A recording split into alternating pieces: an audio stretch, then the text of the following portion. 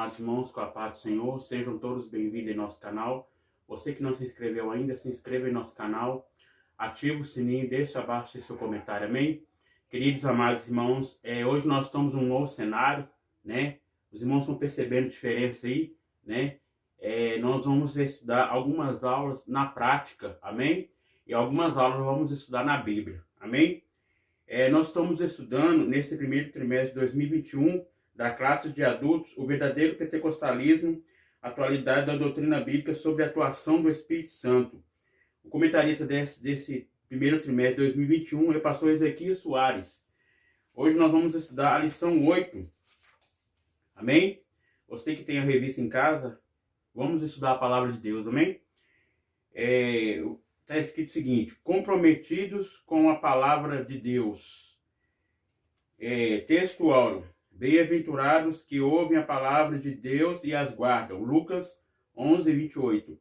Verdade prática: a autoridade divina da Bíblia deriva de sua origem em Deus, e isso por si só encerra a suprema autoridade das Escrituras, com plena e total garantia de infalibilidade. Amados queridos, hoje nós vamos falar sobre a palavra de Deus, né? E nós vemos que a Bíblia é um manual de instrução para a vida. Nós vemos que, vamos ler a Bíblia aqui, Hebreus, vou colocar para os irmãos aqui, Hebreus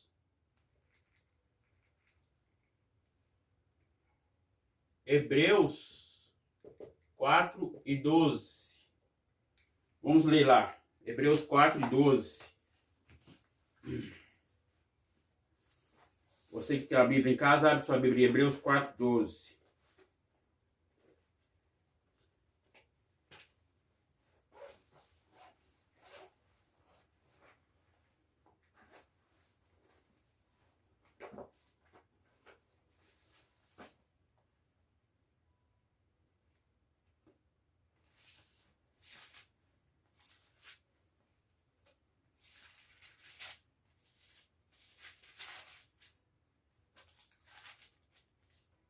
Diz o seguinte: porque a palavra de Deus é viva e eficaz, e mais penetrante do que qualquer espada de dois gumes, e penetra até a divisão da alma, e o espírito das juntas e medulas, e é apta para discernir os pensamentos e intenções do coração. Amados queridos,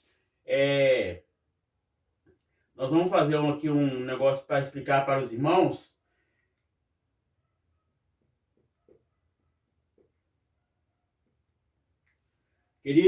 Amados queridos irmãos, nós sabemos que o homem, ele possui espírito humano, alma e corpo. Nós sabemos que a alma, ela é a sede das emoções e dos sentimentos. A alma sente vontade, inteligência,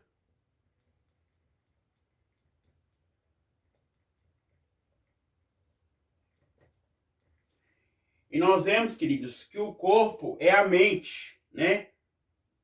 É a mente. E aqui é o coração.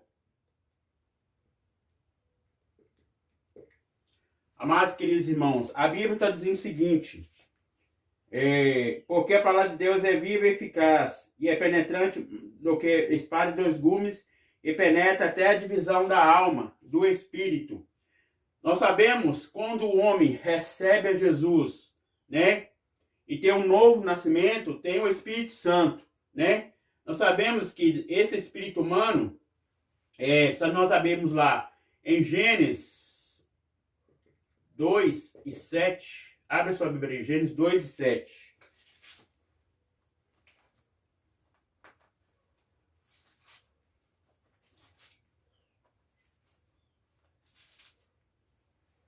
Diz o seguinte: formou o Senhor Deus o homem do pó da terra, e soprou em seus narizes o fôlego da vida, e o homem foi feito alma vivente. Então, queridos, nós vemos que o Espírito, né, que é de Deus, né, que é o Espírito,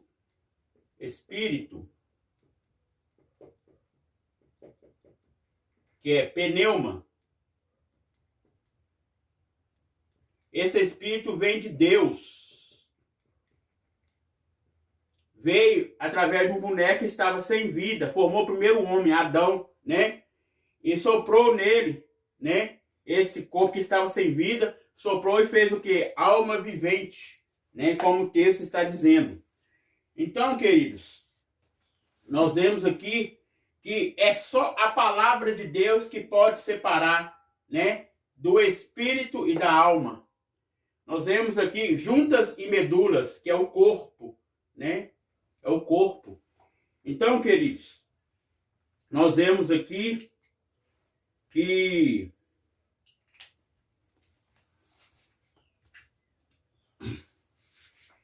nós vemos aqui, continuando aqui, fala, o Senhor Jesus é a chama, as escrituras, palavra de Deus. Nós vemos aqui, queridos, também que a palavra de Deus é a espada de dois gumes, né? Que penetra até a divisão da alma, como eu expliquei para os irmãos, né? A espada, a palavra de Deus também, ela é como em Efésios 6, vamos ler aqui, espada do Espírito.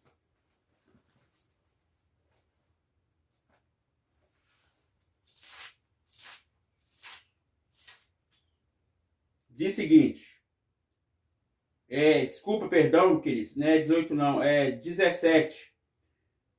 Tomai também o capacete da salvação, que é a espada do Espírito, a palavra de Deus. Então nós vemos que a palavra de Deus é a espada, né? Para defender do inimigo, né? E nós vemos aqui, queridos, que a verdade prática fala o seguinte. Acabamos de ler, né? Agora vamos para os objetivos que nós vamos falar, né, nesta manhã, amém? Afirmar a autoridade da Bíblia. Segundo ponto, mostrar o zelo pela boa doutrina. E o último ponto, pontuar os cuidados contra os modismos. Aqui está a leitura bíblica em classe, 2 Timóteo capítulo 2. Nós não vamos ler por causa do tempo. Nós vamos para a introdução, que fala o seguinte: nós somos apegados à palavra e buscamos a orientação do Espírito Santo para nos ajudar na interpretação das Escrituras. Vamos estudar a relação dos pentecostais clássicos e a leitura da Bíblia, a maneira como nós observamos as regras gramaticais e o contexto histórico e literário para compreender melhor o texto sagrado. Ponto central: amamos a palavra de Deus e somos comprometidos com ela. Então, queridos, nós vemos que as Sagradas Escrituras, né, ela é eficaz para o homem, né? E nós vemos aqui, amados queridos irmãos, aqui fala sobre a leitura da Bíblia, as regras gramaticais, né? Nós vemos que a Bíblia tem o texto e o contexto, né? Então, nós vemos aqui que a Bíblia, ela é composta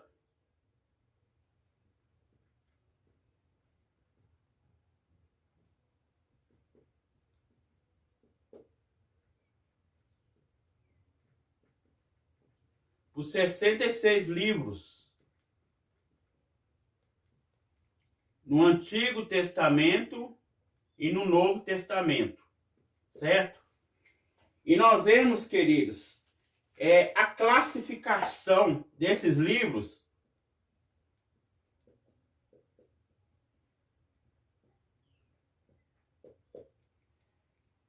é o primeiro livro, né, que nós conhecemos, o livro Pentateuco, né, o livro da lei. E esse livro, ele está dividido em 5 livros, né, que é Gênesis,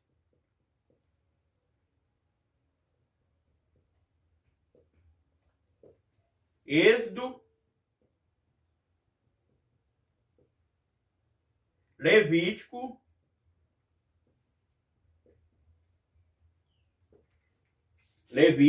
Números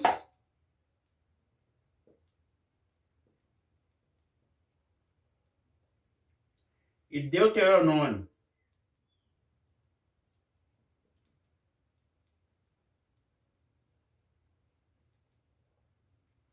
Então, esses são 5 livros do Antigo Testamento a qual Moisés escreveu, certo?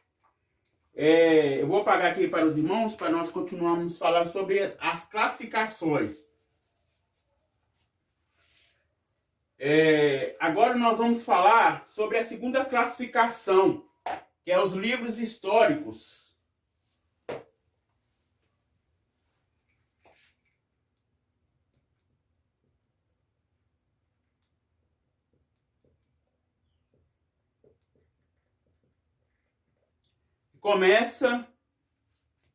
Nós vemos que começa em Josué,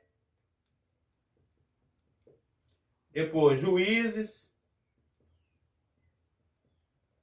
1 Crônicas,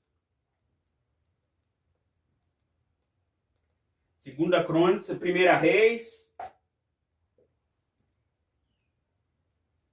2 Reis, 1 Samuel, 2 Samuel e o último livro, Esther. Esses são os livros históricos. Agora, queridos, eu vou pôr aqui embaixo aqui. Nós estamos fazendo uma aula na prática aqui para os irmãos, para ver os irmãos as classificações dos livros, né? Sabemos que nós, como cristãos, né, temos 66 livros. A Igreja Católica tem a mais, né? Mas nós temos, né, 66 livros, né?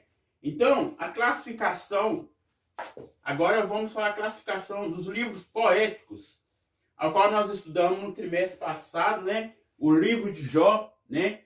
Você que não assistiu o livro sobre a Escola Bíblica Dominical do livro de Jó, já está postado aí, do 1 ao 13, né? Então, nós vemos que os livros poéticos,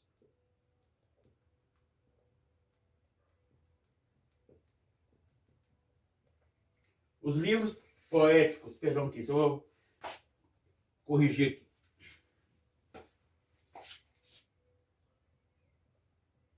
Os livros poéticos começam em Jó, depois Salmos, depois Provérbios,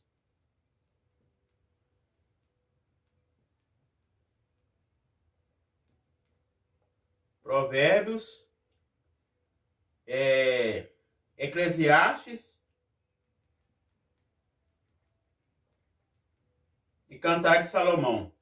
Então, nós vemos aqui as classificações dos livros poéticos. Agora nós vamos para a classificação dos livros proféticos.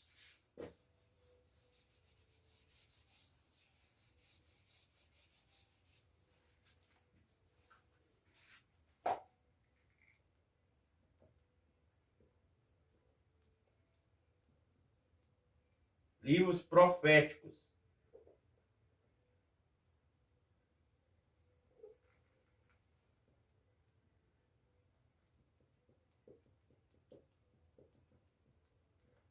Isaías. Nós vemos que Jeremias, aí vai, etc. Tem vários outros livros. Então, é só citando alguns livros aqui, queridos, para nós não tomarmos o tempo, né? Então, nós vemos que a Sagrada Escritura, né? Nós vemos na declaração da Assembleia de Deus, ela é regra e fé e prática, né? Nós vemos que esses livros são compostos, né? Nós vemos que começa no Antigo Testamento, o Pentateuco, depois vai para o histórico, depois vai para o que nós acabamos de falar, né? De cada um deles, das classificações, né? Então, irmãos, nós vemos aqui, o primeiro ponto fala o seguinte: a autoridade da Bíblia. Nós herdamos dos reformadores do século XVI, do conhecido sola scriptura, somente as escrituras, um dos 5 pilares da reforma protestante. Sola scriptura, cada um dos 5 sola representa a chave de cada doutrina central dos reformadores, como Lutero, Junzílio, entre outros. brado da sola escritura significa que a Bíblia é a única regra de fé e prática para a vida cristã. Então, nós vemos que no livro da declaração de fé das Assembleias de Deus, né, que o livro ele é como regra e prática, né? Nós vemos que a palavra de Deus, queridos, ela é viva e eficaz, né? Nós vemos aqui que existe várias seitas e heresias. O que é seita? Seita é uma denominação, tipo, exemplo, Testemunhas de Jeová, né? Eles pregam, né, contradiz a igreja cristã, né? Então, nós vemos que eles pregam heresias, né? Como os mormons também, né? Eles pregam também, né, outro ensinamento, né? Então, nós vemos aqui que aqui fala, os católicos romanos têm a Bíblia e a tradição, e as Testemunhas de Jeová têm a tradução, acabei de falar, do Novo e demais revistas antideia dos mormons. Tem a Bíblia, mais o livro dos mormons, outras publicações como fonte da autoridade espiritual. Então, queridos, nós vemos que cada um tem o seu ensinamento, né? Mas nós, como cristãos, né? Nós vemos que a Bíblia ela é como regra de fé e prática, né? Nós sabemos que a Bíblia, querido, devemos ler, devemos, né, entender, devemos conhecer. A Bíblia diz, conhecer e prossigamos, né? Então devemos conhecer e logo após devemos praticar a palavra de Deus, né? E nós vemos aqui, no segundo ponto, fala o seguinte, nossos fundamentos. Os pentecostais ainda são vistos por alguns não pentecostais e sensacionistas como um movimento que baseia nas suas crenças e práticas nas emoções e ensina a crença do cânon aberto. São interpretações equivocadas ao nosso respeito. Nós cremos que a revelação canônica se encerrou com os apóstolos no Novo Testamento. A nossa fonte de autoridade única, a Bíblia, conforme a declaração de fé da Assembleia, a Bíblia é a única regra de fé e prática. Não necessitamos de uma revelação extraordinária ou precisamente canônica. Então, queridos, nós vemos aqui sobre os fundamentos, né, do cristão, né? Vamos ler aqui 1 Coríntios capítulo 15, verso 8. Abra sua Bíblia em 1 Coríntios 15, 8.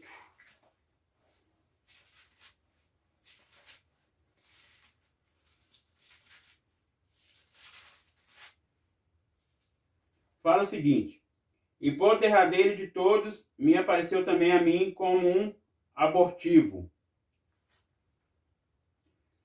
Então, queridos, nós vemos aqui que os fundamentos, né, é dentro da palavra de Deus, né? Primeiro ponto, subtópico 3. Não somos deístas. Deísmo é a doutrina que afirma a existência de um Deus, mas que está longe de nós. Nós sabemos que nós não somos deístas, né? Nós somos teístas, né? Nós sabemos que nós cremos que Cristo está perto de nós, né? Nós sabemos que Cristo, ele se comunica com o homem, né? E nós vemos aqui a doutrina, né? De algumas, né? Que explicam, né? Que algumas entendem que deísta, né? Que o Senhor está longe do homem. Não está longe, ele está perto, né?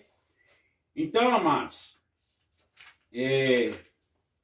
vamos aqui para o segundo ponto, que fala sobre o zelo pela doutrina. O zelo pela doutrina tem ligações com a apologética cristã, desde muito cedo na história. A igreja percebeu que a Bíblia precisa ser interpretada para que os crentes conheçam melhor o pensamento bíblico e a doutrina da igreja. Os credos e as confissões de fé são documentos produzidos pelas igrejas, com seu propósito. Ensino ou instrução. A palavra doutrina vem do latim doctra, que também significa ensino ou instrução. Nós sabemos que a doutrina, queridos, ela é um ensino, né? Nós sabemos que nós temos também culto de doutrina, né? Nós vemos, queridos, que em doutrina, a palavra de Deus, ela deve ser ensinada a todo momento, né? O cristão deve andar, né, conforme a Bíblia, né? Nós vemos aqui que aqui fala, mas o termo apresenta vários níveis de significado de acordo com o seu contexto.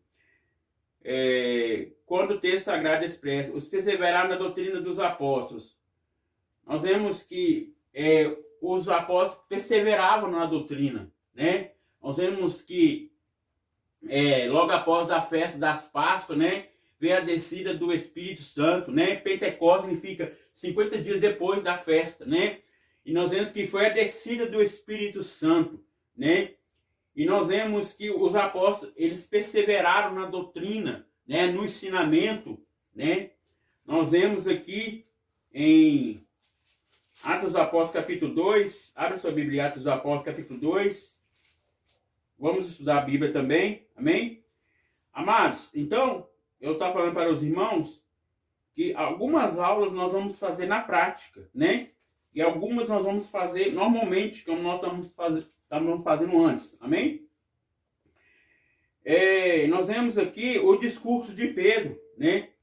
Pedro, porém, pôs-se em pé com os 11, levantou e lhe disse: varões judeus, que todos habitais em Jerusalém, seja isso notório, escutai as minhas palavras. Esses homens não estão embriagados, mas vós pensais, sendo esta a terceira hora do dia. Então, nós vemos aqui, versículo 16 fala, mas isso foi dito pelo profeta Joel. Nos últimos dias, acontecerá que Deus, meu Espírito, derramará sobre toda a carne. Então, nós vemos que o discurso de Pedro, né? Alguns achavam que aqueles homens estavam embriagados, né? Eles estavam cheios do Espírito Santo. E nós vemos, queridos, que aconteceu a descida do Espírito Santo, né? Cumpriu, né, a profecia do profeta Joel, né? Nós vemos que aqui fala, derramareis, né, sobre toda a carne, sobre todos os povos, né? Nós vemos que a palavra carne tem vários significados da palavra carne, né? Nós já estudamos nas lições anteriores, né? E nós vemos, amados queridos irmãos, que a Bíblia deve ser entendida, né? Tanto no texto como no contexto, né? Então nós sabemos que a sabedoria vem de Deus, né? Mas precisamos também ler, né? Entender, né? E o Espírito Santo, ele nos esclarece. Segundo ponto, subtópico 2. O conteúdo da fé. A palavra doutrina se aplica também ao corpo básico e coerente no ensino cristão, como os credos. Trata-se de um ensino sistemático sobre dados da revelação. Amados, nós vemos que o livro de revelação é o livro do Apocalipse, né? Então, nós vemos que ali é o livro de escatológico, né? É a doutrina das últimas coisas, né? O que vai acontecer, né? Nós vemos aqui que aqui fala, a fonte do conteúdo doutrinário para a palavra de Deus auxilia pela experiência cristã, ajuda o intelecto humano. Isso se faz no meio de instrução que o apóstolo Paulo diz. Trata essa memória e ele referindo à sã doutrina com os falatórios profanos. Os credos e a confissão de fé são dois tipos distintos. Documentos eclesiásticos, mesmo propósito de interpretar as escrituras para incentivar o ensino da igreja. Os credos são genéricos e as confissões de fé são mais elaboradas e específicas. Então, amados queridos irmãos, nós vemos aqui que tudo tem que ter o conteúdo, tem que ter a explicação, né? Tem que ter o ensinamento, né? Nós vemos que o apóstolo Paulo ensinava ali na igreja, né? Da igreja primitiva, né? Ele ensinava a todos os irmãos, né? E nós vemos aqui, o terceiro ponto faz o seguinte, a nossa confissão de fé e a Bíblia. A nossa confissão de fé não é autoria particular, pois expressa o pensamento e a vida da igreja. Esse documento é submetido às escrituras, estão conforme com elas. A nossa declaração de fé ocupa extraordinariamente a importância na vida da igreja, como sumário doutrinário da Bíblia, e ajuda para sua compreensão, além de servir como proteção às falsas doutrinas. Entretanto, a palavra final, a Bíblia, a declaração de fé, expressa a doutrina oficial da igreja. Há um Novo Testamento, embriões de crédito, confissões de fé, que foram desenvolvidas ao longo da história. Então, nós cremos, né, na Bíblia, né? A Bíblia, ela é a regra de fé e prática, né? Então, amados, aqui nós vamos para o terceiro ponto, para o seguinte: cuidado contra os modismos. O nosso cuidado com a doutrina deve ir além do combate aos modismos e servir para defender a nossa fé das seitas e heresias. Então, o que é seitas? Já expliquei no início aí. Seitas são outras igrejas, né? Outras que explicam, né? Ao contrário. Heresia é que prega ao contrário, né? Como, né, os mormons, né? A igreja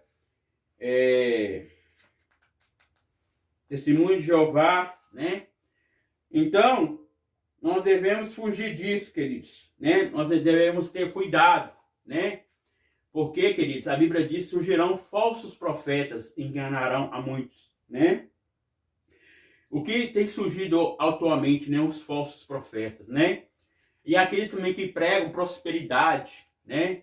Então, nós devemos pregar, né? A fé, né? Pregar, né? A salvação, né? Nós vemos aqui que nós devemos fugir desses conceitos errados, né? Que ensinam aí, né? Aí no mundo, né? Então, querido, devemos fugir disso, né? O modismo, essa palavra traz a ideia que está na moda. E isso aplica também no campo teológico. São os ventos de doutrina que vêm e se vão. Efésios 4 e 14. Vamos ler aqui Efésios 4 e 14.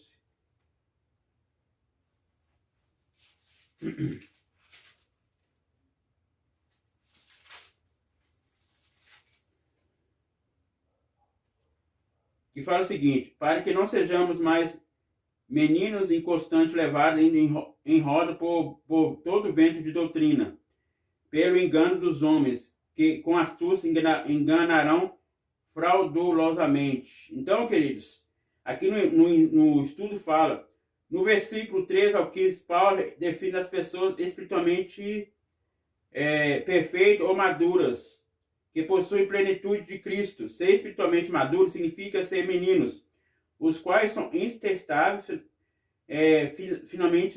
facilmente enganados pelas falsas doutrinas dos homens e suficiente do artiolacionismo, engano. O crente permanece infantil quando tem uma compreensão inadequada das verdades bíblicas e pouca dedicação a elas. Ser espiritualmente maduro inclui falar a verdade em caridade, a verdade do Evangelho conforme apresentado no Novo Testamento. Deve ser criado com caridade, apresentado com caridade, defendido em espírito de caridade. Essa caridade é dirigida principalmente a Cristo. Então, queridos, sejamos, né, sóbrios, né? Sejamos vigilantes, né? Que nós não caímos nesses conceitos, né? Que contradiz as santas sagradas escrituras, né? Nós sabemos que a palavra de Deus, né? Ela é o alimento espiritual para a nossa vida, né? Então, nós devemos seguir a palavra de Deus, né? Aqui fala, segundo tópico, subtópico 2, procurar se apresentar a Deus aprovado. Essa qualificação vem do Espírito de Deus. Apresentar de Deus aprovado significa estar disponível, testado e aprovado por Deus e reconhecido pela igreja. Então, essa é a qualidade de um obreiro, né? É se apresentar-se aprovado, né? Apresentar diante de Deus, né? A sua vida espiritualmente, né? Ser reconhecido tanto na sociedade, ser reconhecido tanto na igreja, tanto no seu próprio lar, né? Sabemos que o homem, ele é o sacerdote do próprio lar, né? Então, ele deve se apresentar-se como obreiro aprovado, né? Para que Deus possa, né, lhe receber. Nós sabemos que obreiro significa trabalho, serviço, né? Nós vemos aqui, essa qualificação vem do Espírito de Deus, apresentar de Deus aprovado, significa estar disponível, testado e aprovado por Deus, reconhecido pela igreja. Desde muito cedo na história do cristianismo que a igreja precisou enfrentar uma avalanche de heresias e aberrações doutrinárias ensinadas por falsos mestres. Então, queridos, não devemos fugir disso, né?